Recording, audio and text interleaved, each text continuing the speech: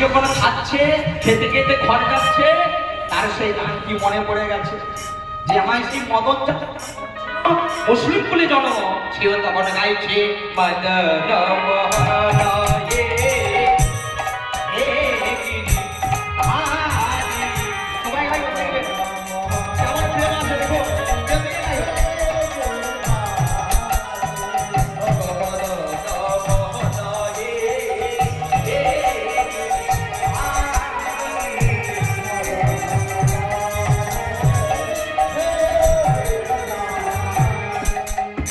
খাইতে খাইতে পান নিজ পীরেরা,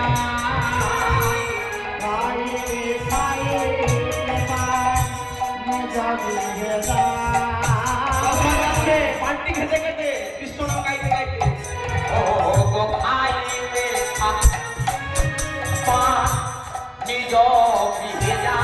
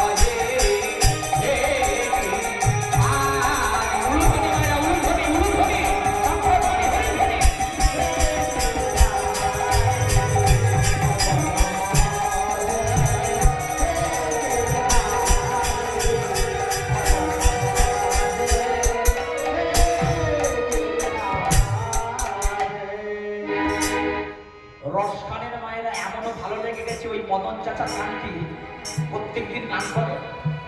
দেখুন আজকে কোন কুলে জন্ম রসখানের, কাদের জাতিতে? খান মানে কি? মুসলিম কুলে। মুচি হয়ে সুচি হয় বাবা যদি কৃষ্ণ ভজে, আর সুচি হয়ে মুচি হয় যদি কৃষ্ণ ভজে।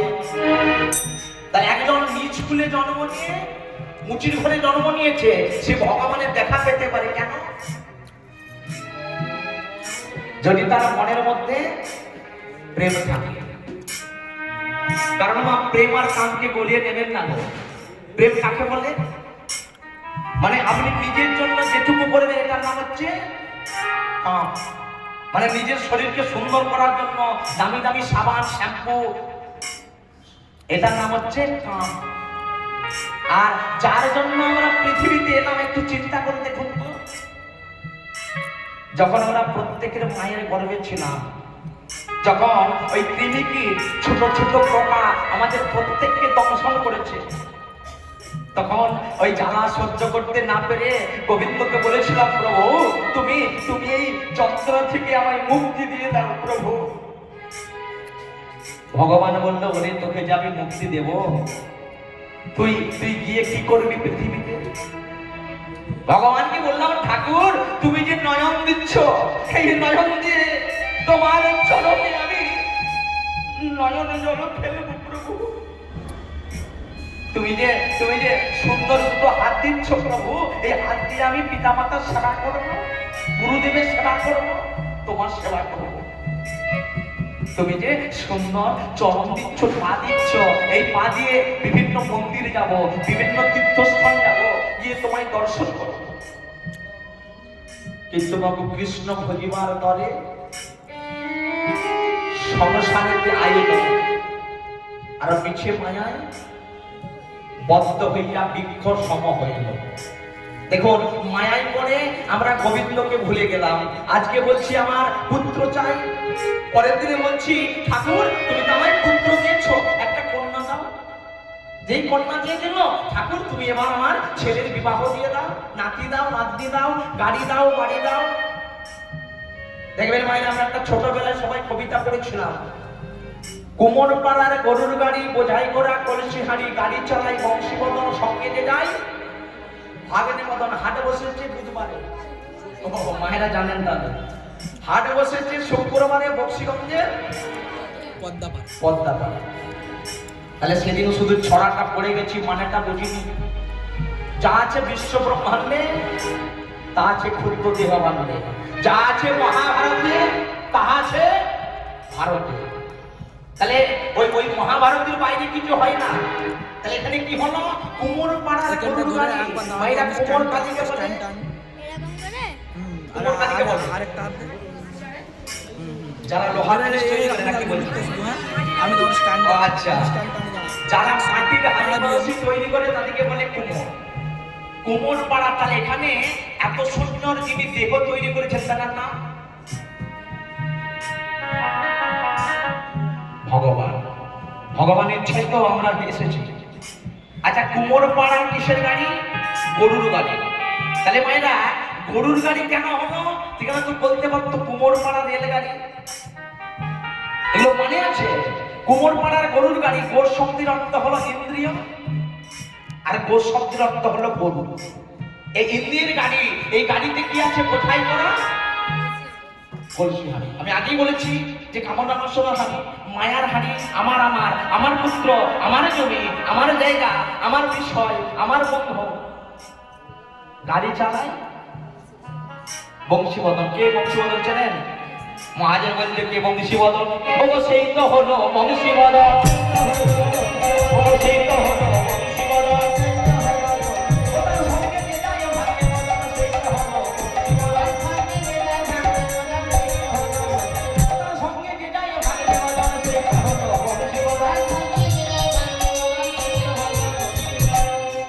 এবার মায়েদিকে বলতে হবে হাটে বসেছে শুক্রবারে, কেন বসলো মায়েরা?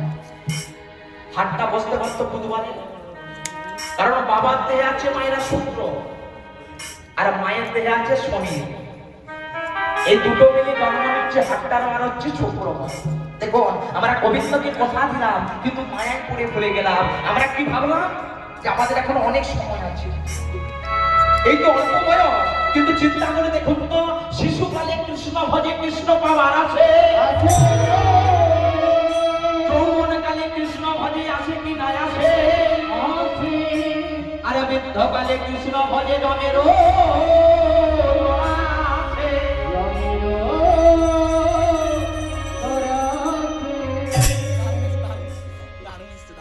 তাহলে মাইনা শিশুকালে ছোটবেলায় কৃষ্ণ ভজে কিসের জন্য? কৃষ্ণ বাবার আসে।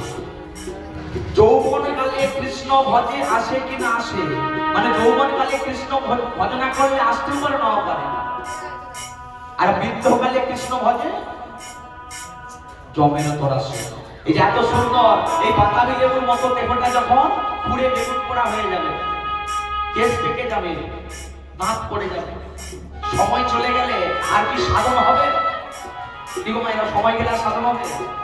এত সুন্দর যখন দেহ আছে, সময় থাকতে সাধন করে দাও। তাই দেখুন এখানে একটা কি সুন্দর, ওই লালন ফকির সুন্দর একটি ভাষার মধ্যে গানটি লিখেছে। ও বলে সময়ে গেলে, সময়ে চলে গেলে আর সাধন হবে না। ওরে মনে রে মনামা, সময় গেলে সাধন হবে না। ওরে মনে রে মনামা, সময় গেলে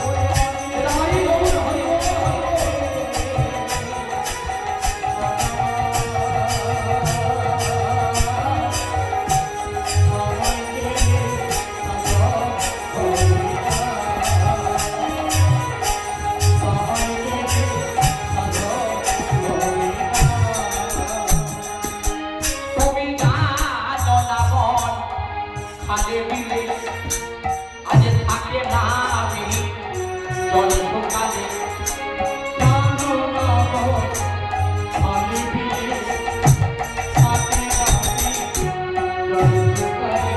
আছে মিন মানে কি গো? মিন পদার্থ, মিন মানে মাছ। বলছে তুমি জানো না মনে খালে বিলে থাকে নামি জল শুকালে। তাহলে মাছটা জল শুকিয়ে গেলে মাছ কি থাকবে? শুকনো মাঠে মাছ থাকবে? থাকবে না। তাহলে কি বলছে?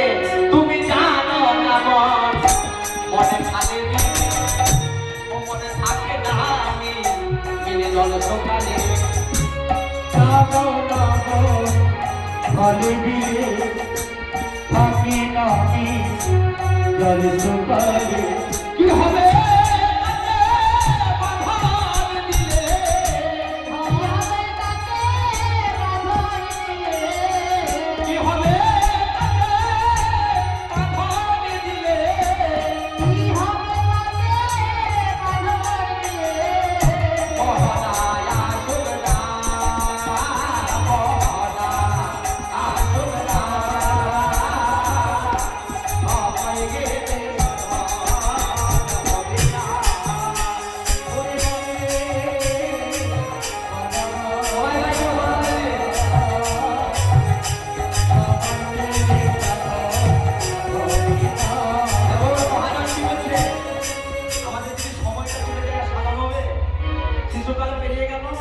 চুল পেকে গেল, দাগ পড়ে গেল, সাদা হবে না।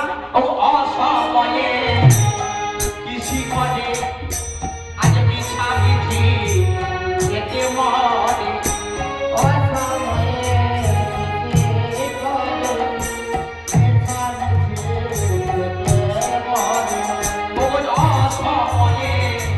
কৃষি করে দেখো মিছা মিঠি এতে মরে।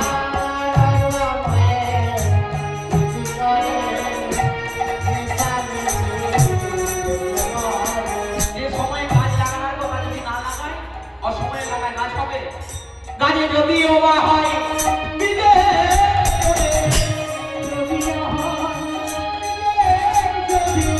গাছে যদিও বা হয় বিদে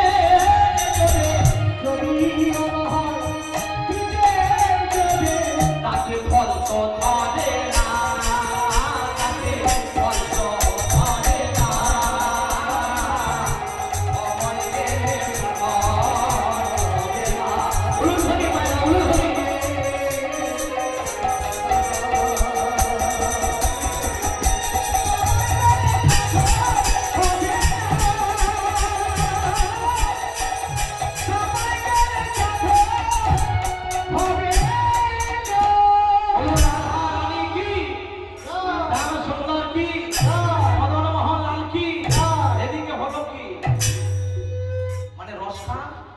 কোথায় গেছে?